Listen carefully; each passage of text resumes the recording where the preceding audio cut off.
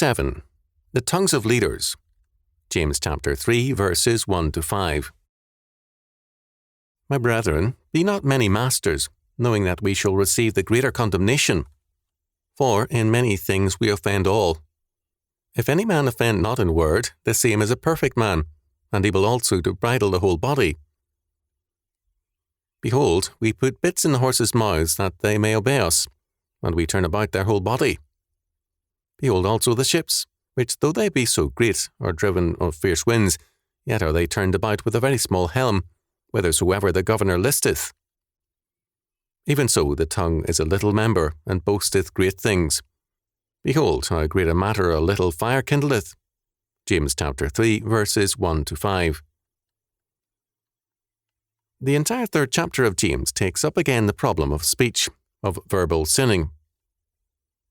The works of faith mean not only godly actions, but also godly speech. This was a matter of importance and a moral question in Jewish society, as it is in ours.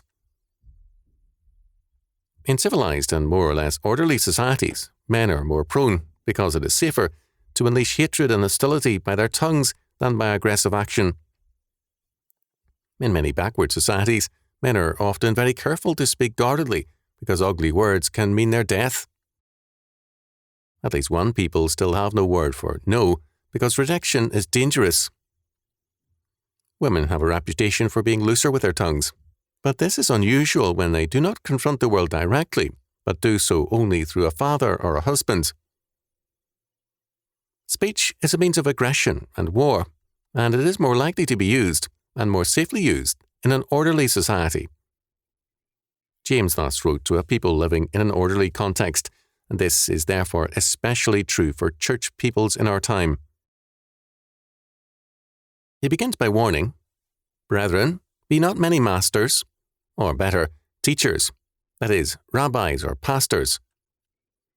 The honour of the position is far outweighed by its liabilities, the chief of which is the greater condemnation for sins by the Lord. R.V.G. Tasker commented, Not unnaturally, James follows the statement, faith without works is dead, by the reminder that works are not to be limited to actions. Words are also works. Indeed, much of the work of the world is accomplished through the medium of words. This is particularly true of the work of teachers.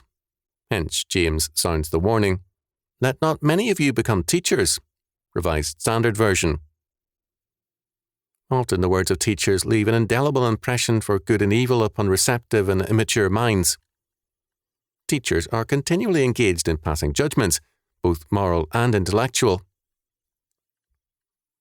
In viewing the callings of men, whether husbands, employers, or teachers, we tend to see only the advantages, not the liabilities before God and man. All of us, either as fallen men or as sinners saved by grace, offend others. We all offend.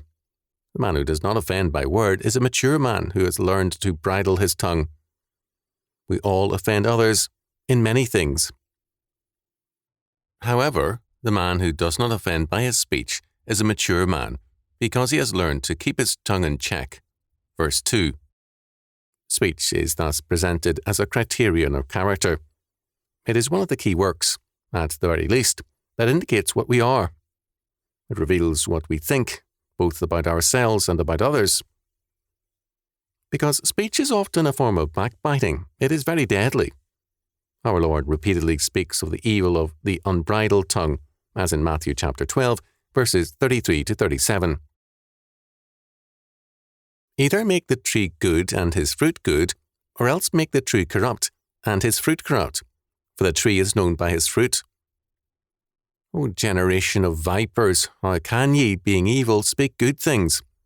For out of the abundance of the heart the mouth speaketh. A good man, out of the good treasure of the heart, bringeth forth good things, and an evil man, out of the evil treasure, bringeth forth evil things. But I say unto you, that every idle word that men shall speak, they shall give an account thereof in the day of judgment.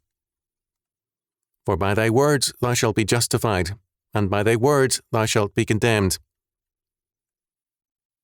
These are not words that can be spiritualized away. In verses 3 to 5, James compares the tongue, First, to the bit in a horse's mouth, whereby the horse, larger and more powerful than a man, is controlled. Second, a large ship is directed in the face of the fiercest winds by a very small helm, controlled by a helmsman. Third, a small fire can create a gigantic blaze and destroy much property. Speech, James tells us, is similar. Its power is very great. In the first illustration, a powerful horse is controlled by man for good and a direction given by the rider or driver.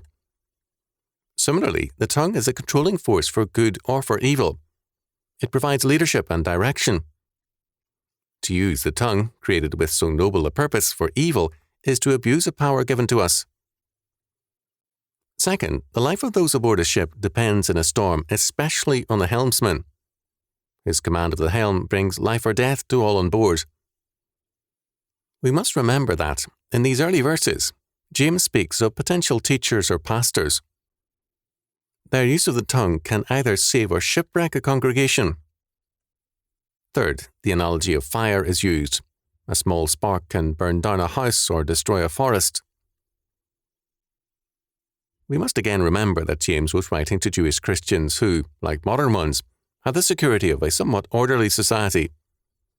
No man would have a knife at his throat if he spoke slanderously or carelessly. Then, as now, congregations were torn apart by petty talk and grievances. In Philippians chapter 4, verse 2, we see Paul plead with two women, that they be of the same mind in the Lord. And essentially, good church was disturbed by their conflict. Too often, people allow their petty likes and dislikes to prevail over the peace and unity of Christ's congregation. James begins by speaking to leaders and would-be leaders in the church. He then broadens the scope to speak to everyone, because the tongue is a problem with everyone.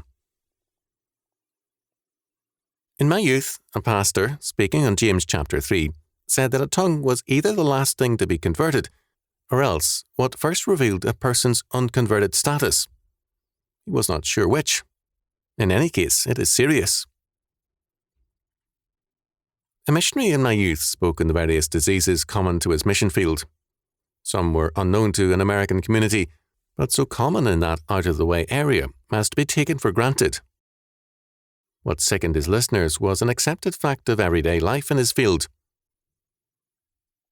We have come to accept irresponsibility in speech as easily as the natives accepted that field lived with diseases, for example.